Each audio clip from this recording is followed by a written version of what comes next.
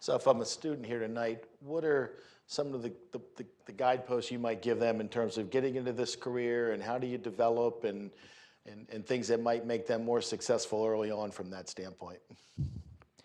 Well, eh, if you know, I usually think of students as younger people, so forgive me if I am mischaracterizing that.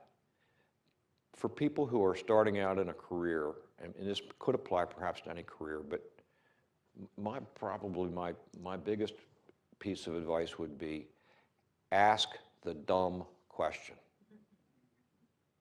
and then ask another dumb question and another.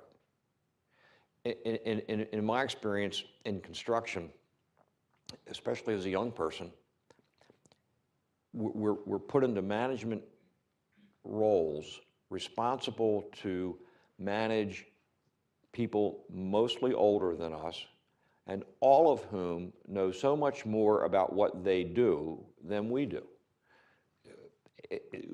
Whether it's the electrician or the bricklayer or the concrete guy or the carpenter, they've done it a bunch, and here's this young person coming in to sort of manage. And so what I always found was that the way to work best with those people was to ask, how do you do that? Why are you doing that? What's the best way to do this?